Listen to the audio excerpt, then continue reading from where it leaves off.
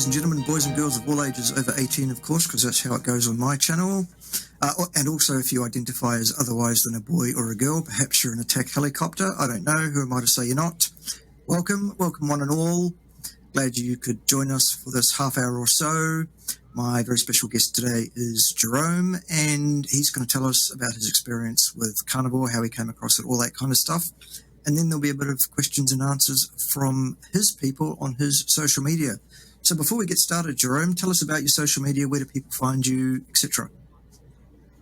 Sure. The best place to find me is probably Instagram at Rational Muscle as one word. Otherwise, you can search for my name on YouTube. You'll find either my personal or my business YouTube channel. Awesome. Very good. Okay, so tell us all about this carnivore diet. How did you come across it? Who influenced you? What have you noticed? All of that. Sure. So just as a quick prefatory point, I just want to say thank you for taking time out of your day. I know that you're an extremely busy individual. I own my own business. I've been in my personal training studio today for 14 hours, so I know the feeling of these long days, so thank you. Yeah, my pleasure. Another quick point I wanted to say, anything I say with respect to physiology, I am not the arbiter of truth. My subject of expertise is high intensity training, and everything else I'm speculating based on my understanding of human anatomy, physiology, nutrition. So I could be very wrong, and I'm very open and welcome to correction in that regard. But like I said, I own and operate a personal training studio a little bit north of Milwaukee, Wisconsin. So a lot of people can probably hear my American Midwest accent. I apologize. It's not the sexiest one out there. I'll try my best to mask it. But my foray into carnivory actually dates back to about 2012 when I found out I was going to be a father, and I wasn't entirely prepared for that stress. I used food like a drug. Over the time that my wife was pregnant, I gained a little over 80 pounds, and I was working for corporate America. I was a volunteer firefighter at the time, full-time in school, and having the additional stresses of parenthood looming, I knew something had to change. Being a firefighter, you learn that the number one cause of firefighters is heart attack. And I knew that if I couldn't get my weight under control, that I was heading down that road very quickly. So out of a position of a lot of pain, I knew I had to find something, given the constraints of my schedule, that I could do to start taking control of my health and my fitness at that point. Up until then, pre-weight gain, I had been going to the gym 5 days a week, conventional kind of bodybuilding type training. And I knew I just didn't have that time. So I stumbled upon a really unique approach to exercise known as high intensity training, which I have some questions for you about later. In essence, high intensity training teaches that training to be most productive has to be very intense. Because it's intense, it has to be very brief.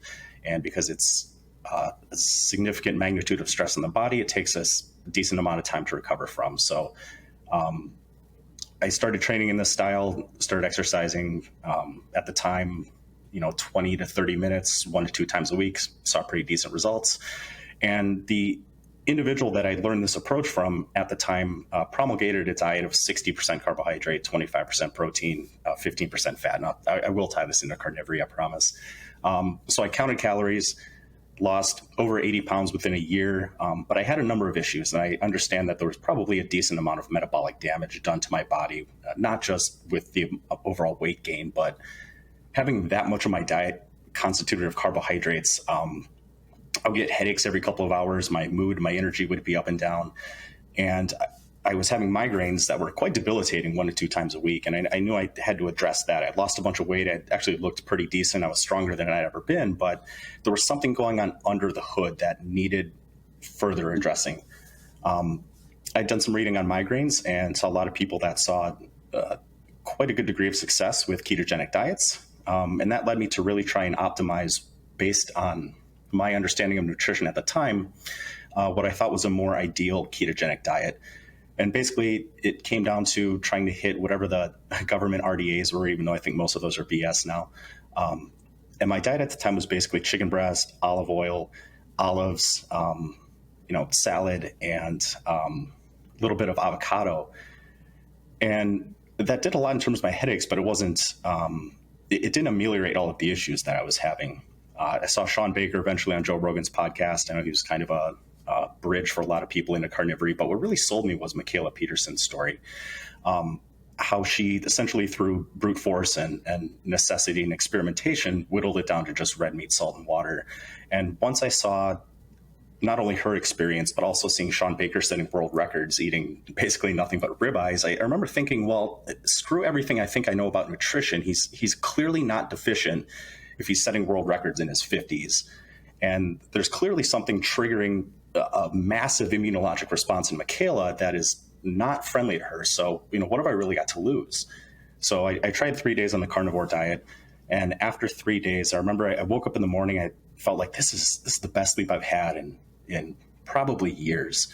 And my bedroom was on the second floor of the house I had at the time. And I was walking downstairs, and I got about halfway down the stairs, and I thought to myself, like, my knees don't hurt. My hips, my ankles don't hurt. And I remember wanting to cry because I had been in pain so long that I almost forgot that I had that pain. And to have that completely gone after a few days, I could bend straight over to tie my shoes. I didn't have to kind of twist at a weird angle to try and avoid some of that discomfort. After that point, I stuck with nothing but red meat, salt, and water for 15 months and got in the best shape I was ever in. And the entire time I was 100% strict carnivore. I not only didn't have any migraines, it was completely curative in that regard, but I didn't have one headache the entire time for, a year and a quarter. As crazy as the last couple of years have been with certain issues going on in the world, there are certain words that I try and avoid saying. I've been largely carnivore, but the last month or so, going back into it and being pure carnivore has been kind of like a reawakening. It's been really interesting from my perspective to kind of do this a second time around, how good I feel again, even though I'm going from eating like 90% carnivore to just straight red meat, salt, water, eggs, butter, and bacon, basically. Awesome. Sorry, I wasn't sure if you wanted to ask anything or if I should just keep going. No, not at this stage. It's just fascinating to hear that there are so many people like yourself, so many anecdotes of people who say, look, 100% carnivore is the answer. 95% doesn't get you 95% of the way there, not even close. And there is something going on with people inflammation-wise, immunological-wise. There is some reason that 100% carnivore is the answer.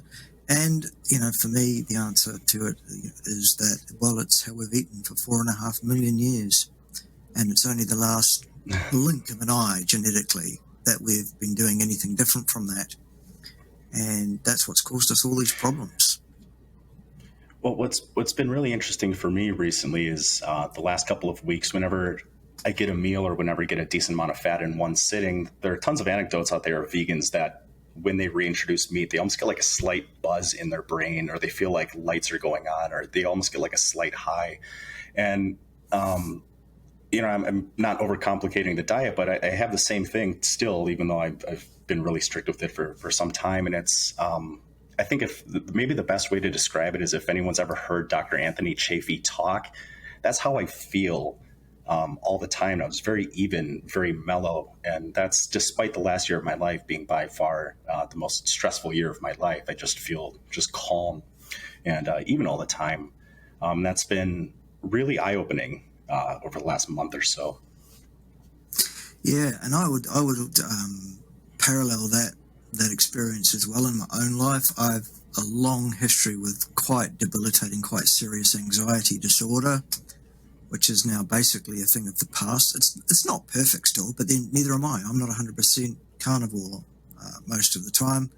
I'm like 95%, and there are significant problems associated with even that 5% transgression. It's completely unreasonable. It's completely unfair. I wish we could negotiate with this thing. We can't. We have a certain genetic gift. We are born a certain way with a certain makeup, and to optimize our health, we have to eat a species-appropriate, species-specific diet, 100%.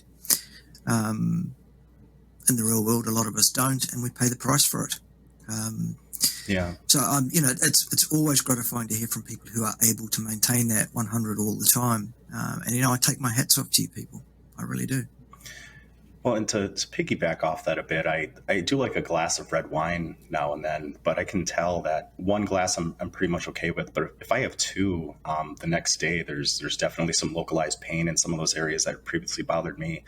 And I just feel just mentally down. And almost like a slight kind of lingering sense of doom is hanging over me to where, I really don't want to have any more than that because I know how it's going to make me feel for the next 2, 3, 4, 7 days. So yeah, I'm completely empathetic in that regard that, the food that you eat can have a powerful and profound effect, and very quickly too, sometimes on mood. Yeah. So I was tickled fancy when I found your channel and found that a number of things that you've been saying have been things that I independently come to essentially the same conclusions through my own research with human anatomy and physiology. I remember hearing Dr. Joel Kahn on Rogan's podcast say something like 80% of dietary guidelines are based on epidemiology, I believe you call it. Yeah. And I remember thinking, well, why are we drawing, such harsh conclusions based on inference when that's a real soft science, in my opinion? Like, we have a very deep understanding of physiology, nutritional biochemistry, how a lot of these processes occur essentially in every human being. And we're choosing to ignore that hard data and draw inference on things that cannot establish causation. It was absolutely insane to me. So a number of things that I've been saying for some time that I've heard you say, like calories are bad. I'm trying not to swear too much. I don't want to mess up any potential monetization. I'll try and keep it calories are a shit measure of food intake in a sense. They're a unit of heat, not of usable energy for the body. Correct. Yeah. We're not bomb calorimeters. I've been saying since I became carnivore that carbohydrates in any dose are essentially toxic. And I get a lot of pushback from that. And I try not to be too reductionist, but I feel pretty confident in my ability to defend that position. Been saying for a long time that there's really no such thing as cardio. You can't just isolate one part of cellular metabolism. Cardio does not equal aerobic, but the two are often conflated. So many things that you've said like that, I feel in a sense verified, and it was very welcome to see someone who's so well-spoken and knowledgeable saying a lot of the same things that I've said. So I just, again, wanted to thank you for the content that you're putting out, because it's there needs to be more people hearing this information. And I know you've certainly had a number of issues with getting shadow banned and soft banned a little bit. So it's good to see you back on and creating videos. Awesome. Thank you. That's very gratifying. That's the kind of thing that makes it worth my while, getting out of bed every day and fighting the good fight and doing this thing and going up against the evil machinations of the woke leftards. But there you go. That's for another day. All right. Awesome. So you kind of canvassed your people on your social media, your subs, and asked them, what is it that you would like to ask? And sure. I just wanted to, I guess, give you a brief overview of the style of training. There's too many people mix up high intensity training with high intensity interval training, and yes. they're very, very different. High intensity interval training is often very ballistic, very fast movements, little to no emphasis on form, high impact, and greatly over exaggerated in terms of benefits. So I guess as a starting point, I was going to ask if you were at least loosely familiar with high intensity training as kind of advocated by like Arthur Jones and Nautilus exercise. Otherwise, if you've heard of the book Body by Science by Doug McGuff and are somewhat familiar with that protocol. Yes, I'm somewhat familiar with the idea and the approach. I have certainly heard of it. It'd be very interesting to get your take on it. Sure. So I would say that it's hard to always overcome one's own intrinsic biases. And if you hop on PubMed and search for anything, not only do you have to scrupulously analyze the studies that are on there, because too many people just read the headlines or the abstracts, but you can find a number of studies that at least seemingly support whatever it is you're looking for. So with that being said, as a prefatory point, my experience with high intensity training largely comes from my own N=1 anecdote. And then I train people in that in that manner of training. In a sense, at least as a starting point for most individuals, most people I have here in my studio do one full body workout a week as a starting point. I understand that most of them probably could handle, because they're closer to being beginners, probably 2 to 3 workouts a week. But there is a marketing angle to only having people come in once a week. And the progress that I've seen with respect to body composition and strength increases on a week-to-week basis or a workout-to-workout basis has been significant enough that I feel that it's not necessary to bring people in that much more often. But high-intensity training, I guess what separates it more from anything else is generally an emphasis on machines or basic free weight movements. The repetitions are usually very, very slow, and they're usually taken to the point of at least positive momentary muscular failure. Contrast that with the way that most individuals train when things start to get a little bit more difficult. They set the weights down.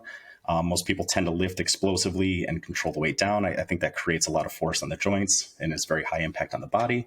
But the workouts themselves generally very brief, as intense as safely possible, and just focusing on basic compound pushing and pulling movements through a variety of planes to hit most of the major muscle groups in the body and most of the minor. It's kind of a brief overview of that style of training. Okay. I've seen you. Go on. I've seen you advocate, and you had a friendly debate with a gentleman from, I can't remember the name of his training studio or social media, and you were pretty firm on 2 sets of 8 repetitions. And I wouldn't really push back against that. I tend to think if performed correctly and if someone is able to generate enough intensity, one single set can be enough. But to really push that much intensity out of somebody safely usually either takes a good number of weeks to work up to that point. Otherwise, there's a lot of discomfort that goes into that. And some people, in a lot of ways, there probably are better doing, 2, maybe even 3 sets on a certain movement instead of really trying to grind out one on a certain particular moment or movement. Yeah. Yeah. I mean, for me, the one area that I look at and go, ooh, that's interesting, and I'm not sure I agree. I'm also not necessarily 100% sure I disagree.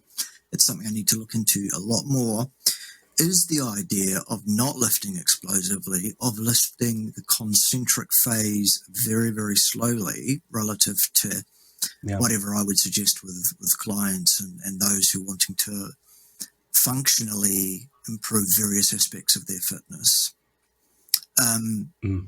That's really the big difference. For me, it's the 2 sets of 8 is the minimum effective exposure, and thereby, in my mind, the optimal approach to training, because what I want is to impose the least possible effort on someone to get the result. Yeah. And for me, you say that the workouts are brief, doing the slow concentric, slow eccentric, and it's one working set. Well, okay. It might well be that it takes the same sort of amount of overall time to do a session. Absolutely. Yep. For me, the question, and I'm not proposing to answer the question, I'm putting the question forward. The question for me becomes, anything that you have to do in overcoming a resistance in the world is going to be an impulse or power-based thing in any physical application in the real world. Very, very rarely is it of utility to a person to be able to overcome a large resistance very, very slowly. And I find that all training is a specific thing, and that includes cadence. Yep. So the question then is, okay, there is some evidence there. There are some anecdotes around results people are getting with the body by science approach in terms of absolute strength. That's to be expected. I'm not sure about power. Yeah. I'm not sure about impulse capacity. These are factors that are important to athletes, those who are involved in physically demanding occupations, firefighters, military personnel, police officers, etc. That's my client base. That's my wheelhouse. They are the people I've worked with professionally. I've worked with professional athletes and people in those kind of physically demanding occupations, vastly more than clients who are there for aesthetic purposes absolute strength purposes for whatever reason, rehab purposes, not my wheelhouse. So that's why I come at it the way I do. It's purely functional. It's what do these folks need to do? They need to apply power. They need to apply force. So where does that sit with you? And I appreciate that. Well, I wouldn't even really push back on that. And full transparency, that the vast majority of people that I have come through my studio are usually at least 50 years old. Most of them are women. And while a lot of them do want to essentially look better and change their body composition, I also have maybe I should have prepped or started this way. I get a lot of people that other personal trainers won't work with. I don't have one client that doesn't have some kind of health condition that they would have difficulty working with a more conventional trainer. So I have someone with lupus and rheumatoid arthritis that has a lot of joint pain. So we have to do a lot of special accommodations because she's physically struggles to grip a bar. I have someone with carpal tunnel. I have a gentleman that's rehabbing a torn meniscus. And that's a reason why, at least a partial reason why I'm such a big fan of slow concentrics is it drastically reduces the force production, but still yields a high degree of metabolic stress and mechanical tension. Horses for courses. Absolutely. Fine. Yeah. Yep. And I completely agree that skill, especially with athletes or anybody that, if someone's active military, firefighter, police, skill training is so specific. And I think that's a big misnomer, especially in the fitness industry. You see a lot of what's called functional training. But a lot of the things that they do don't carry over that well. You know, when you see baseball players that put the weights on their bats and they're practicing swinging, well, that completely changes how the bat feels in your arm. And now you have different muscle groups that are involved in different ratios through that motion of swinging a bat. Yeah. And it doesn't carry over in that regard. So anybody, and if I had someone that, fell into more of one of those categories, I would certainly have probably a faster concentric. But you're right in a sense with power production, but in terms of absolute strength, I do have my own anecdotes that, absolute strength does significantly increase with slow concentrics and eccentrics. It would. But complete agreement. Complete agreement with skill specifics. And the anecdote that I tell people, and I have the video, I have to do the editing, is when I do an overhead press, I only do 105 pounds, but I do it very, very slowly, very deliberately, to the point of momentary muscular failure. And as a demonstration of strength, I can load up that same seated shoulder press, not have my legs on the ground. So I'm driving all the production through my shoulders and through my arms, and I can overhead press over 300 pounds. So high intensity training does not necessarily equal high force. But I'm in complete agreement, especially with skill specificity.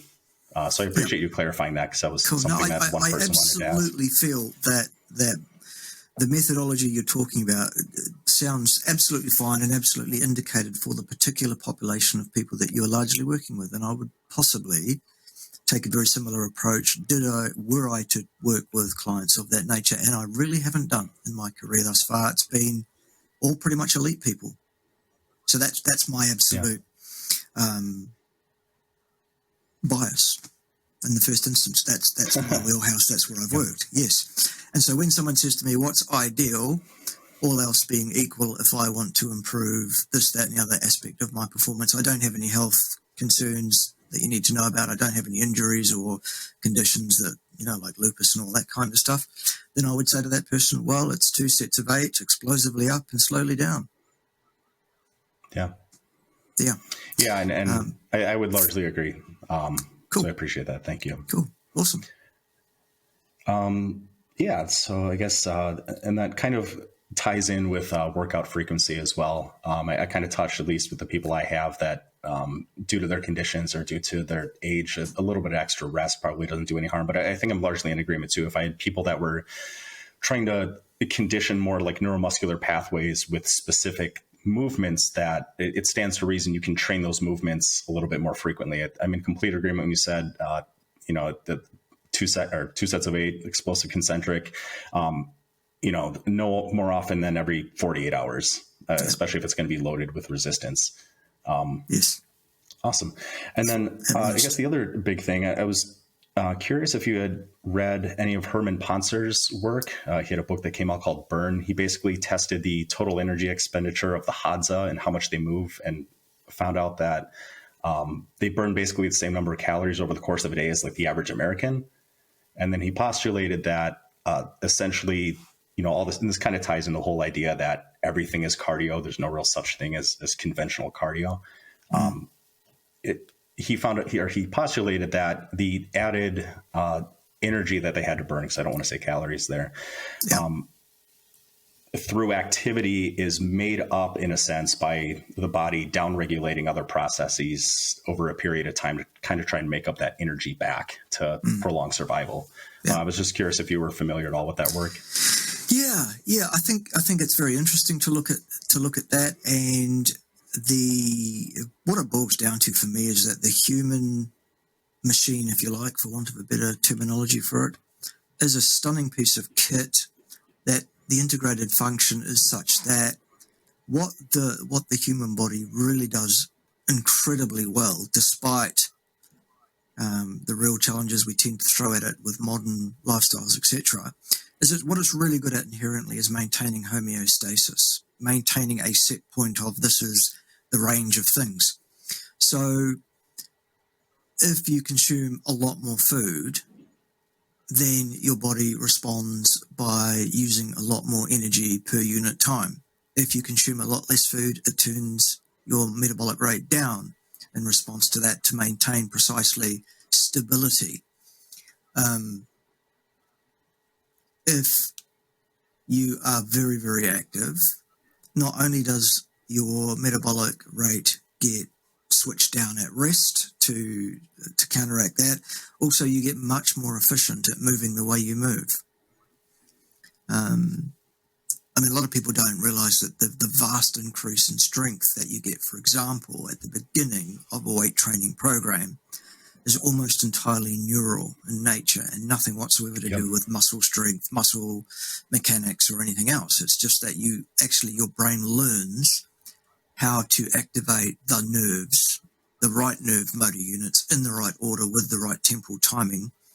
Most of us don't use very much of our inherent actual strength capacity whatsoever until we find a family member trapped under a heavy weight and can suddenly throw that, with under the influence, obviously, of your adrenal system and all of that. But, those things are physically possible, and we just don't have the neural pathways usually established and set to do that kind of stuff. So that's why that occurs. To clarify on the rest to work thing in the program, the train no more than every 48 hours. Sometimes it's less than that, depending on a case-by-case basis. Is what it's really important to understand for people is that nobody ever got fitter in a gym. Nobody ever got fitter lifting weights or doing any kind of exercise at all, actually. People get fitter in between trainings. Training is a form of mild injury to your body, which your body responds to by healing itself slightly better than it was before you injured it in order not to be injured by that level of stimulus the next time. It's called general adaptation syndrome. The healing process takes time. You get fitter in between gym sessions, not in the gym. So if you're not getting fitter, it's probably, almost certainly for most people, because you are training too much, not insufficiently. The insufficiency in your training is going to be intensity every time a coconut for people, because people will take the line of least resistance. Okay, I'll go to the gym and work at lower intensity than I should for longer than I should and pat myself on the back and feel like I'm doing the right thing. And then, shock horror, I'm not getting any fitter. Clearly I'm not doing enough, so I go and do even more. And that doesn't work either, because it won't. And so I go and do even more than that. No, you're never, ever going to get fitter doing that, or lose weight doing that, or, whatever it is you're trying to achieve. Training is maximal. If it's not maximal, it's not training. It's just incidental exercise, which there is a level of which your body can cope with. But if you go beyond that, it becomes deleterious. It tears you down. It's cumulative fatigue. So that's my take on that one. Yeah, I completely agree. The eat less, more or move more notion is a failed hypothesis, and the amount of people, Absolutely. unfortunately, they still try and fight the stigma that people think they need to go to the gym and spend 30 to 60 minutes on a treadmill or an elliptical every single day. It's fine if you're trying to be better at running, but then you need to be doing like pace conditioning and not just mindlessly plodding along. It's really, really sad because too many people go to the gym with the best of intentions, wanting to actively improve their health and never see any significant degree of results. And the hypothesis itself is seldom questioned. And it's equally disappointing and frustrating. Yeah, absolutely. And the other thing that I do hasten to add as well, as an exercise physiologist first and foremost, actually, before I was a nutritionist and before I became a cardiovascular pathophysiologist, my first degree was exercise physiology. That was my introduction into the world of health and fitness. So as someone who qualified as that first, I can tell you that Tim Noakes is absolutely right and correct when he says that the benefits of exercise, appropriately applied, are unquestioned and multiple. However, if you have to exercise to control your body weight, your fatness, then your diet is wrong. Absolutely. No amount of exercise actually is going to control that situation for you effectively or long term. So that's the thing to get right first, is your diet. Yeah. I'm glad your first degree was actually in a field that seemingly serves you well, because nutrition, it seems, is a field of endeavor that is seemingly replete with ideology and very little actual science and understanding to it. Absolutely. I've been watching a lot of your videos with Joey Schwartz, and seeing that kid at his talks with UCLA. Good on him. That makes me smile every time I hear him talk. I went to college initially for kinesiology. And at the time, the company I was working with, I was moving up the company chain pretty quickly, and was making significantly more through that company than I would have been had I got my degree. So I have some mixed feelings about it. I think kinesiology would have been an excellent field to finish in. But at the same time, there's an old notion promulgated by Arthur Jones where he said something like 95% of everything that's written on a specific topic is bullshit. And college in a lot of ways can be really indoctrinating and not necessarily educational. So part of me is glad that, I never really finished up going down that path, and I kind of made an end around, and it's put me where I am today. Yeah, absolutely.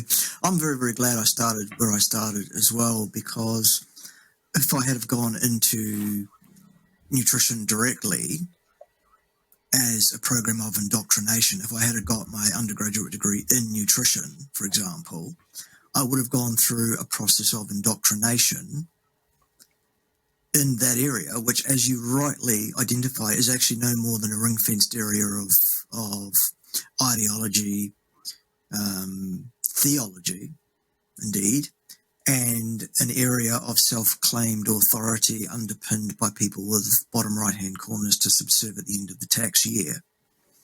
It's bought and paid for, the whole area. It's owned outright by, for example, the Dietetics Association of America and all the other Western dietetics associations, affiliated with that organization. There are huge influences from theology, that theology based around Loma Linda, for example, which is exactly what Joey was up against the other day, very clearly, very patently. Not even, the woman didn't even hide it at all. Just amazing, frankly. The area of human nutrition science is utterly vapid, utterly destitute of the first singular data point of empirical evidence for anything. As you rightly identified earlier, Jerome, it's, epididdly-doodlymology, which is the most anti-science thing I have ever seen. It is not even closely akin to science.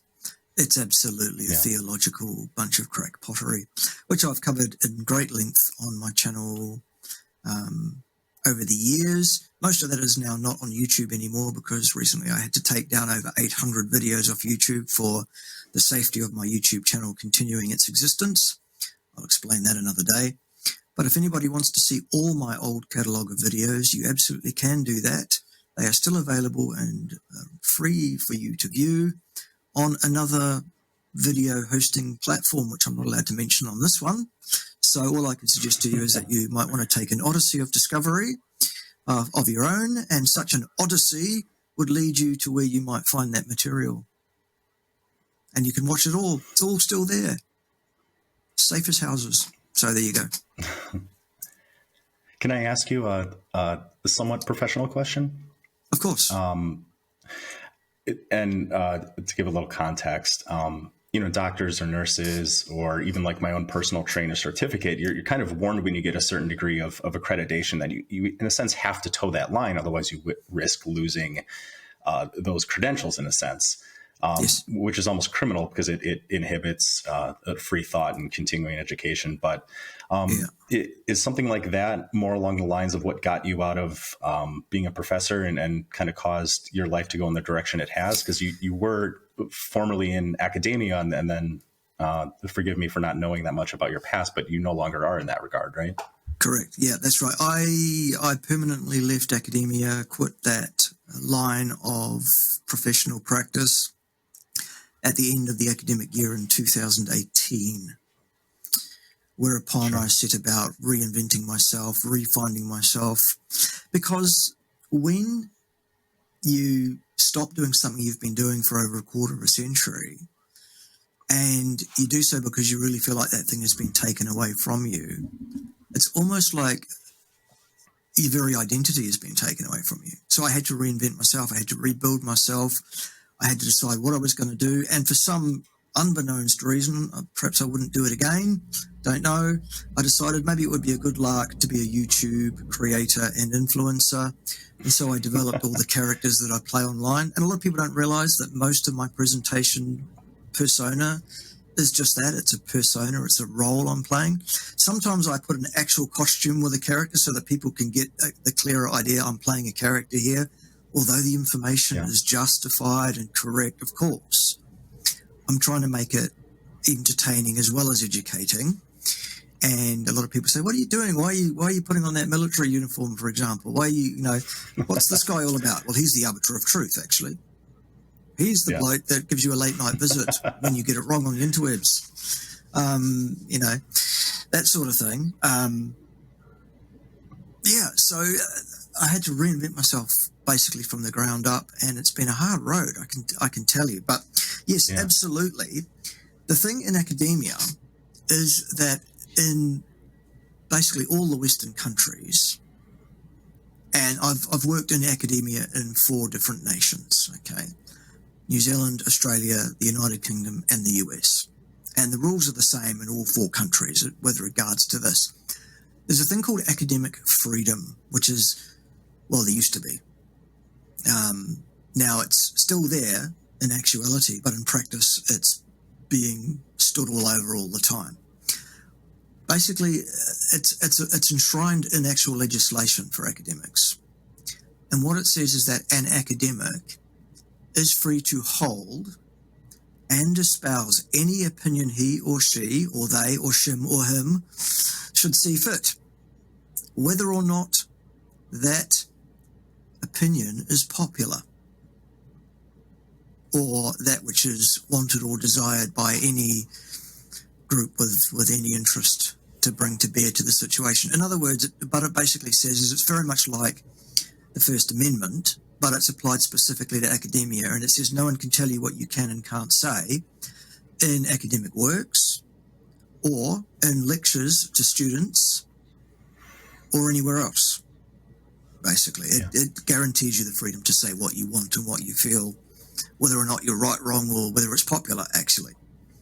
And as such, being the kind of person who almost invariably holds an antithetical view to the accepted or received wisdom on any given topic, always found myself at odds with curriculum documents which are documents held by institutes that say this is what you teach in this course about this topic, to which there's always a clash with academic freedom, which says you've employed me after interviewing me, after asking me what stands me apart from everybody else, why should I get this job ahead of anybody else? And I told you it's because I see it very, very differently and I will teach it very differently. And you went, oh, that's fantastic. We're progressive here and we want to employ you. Go to until you start actually doing it. And then we can say, oh, no, you can't do that. And I'm like, are you out of your mind? Are you stoned?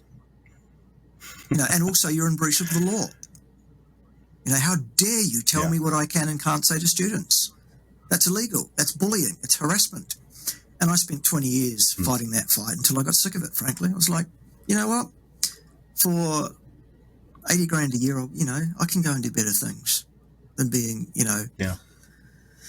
constantly in the sites, constantly people firing shots at me and stuff. So I thought, I'll be a YouTube influencer and do my own YouTube channel, and no one will have anything negative to say about me when I do that. I thought to myself, I don't know what I must have been stoned, because I get actually more harassment now than I ever did get as an academic in that regard. But what the hell?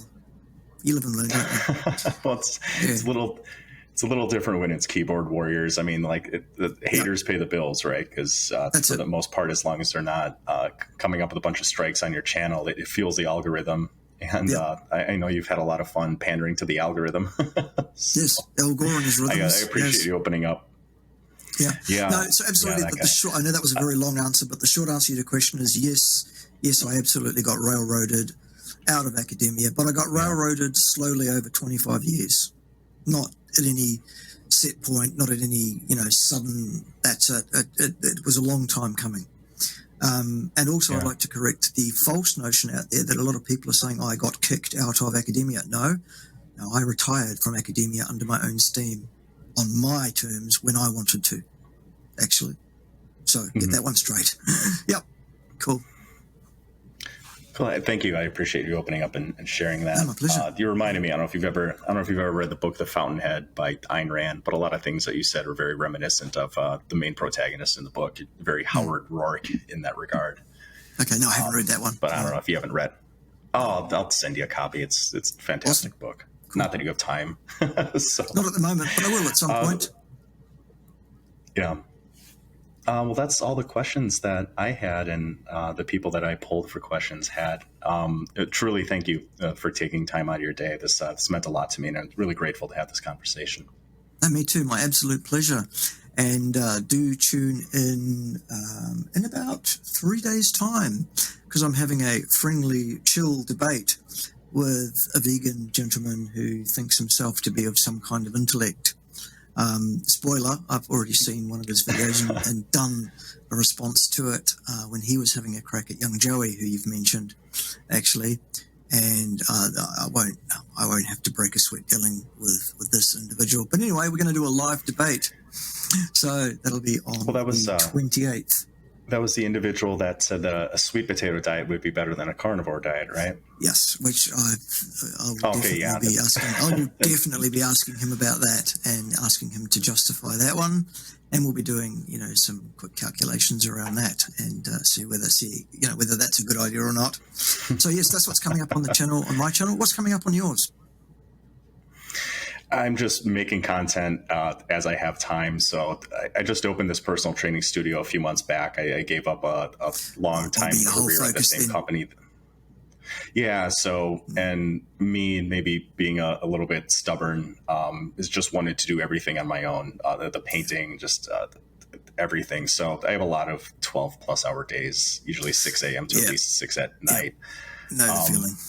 But it's very different when you're your own boss and setting your own rules and living by your own terms. And you'll never get the same degree of effort, focus, concentration, creativity, and resourcefulness working for somebody else that you will, when you have to get it done or you don't eat. It's very, very different being on your own. Dead right. All right, my man, it's been an absolute pleasure.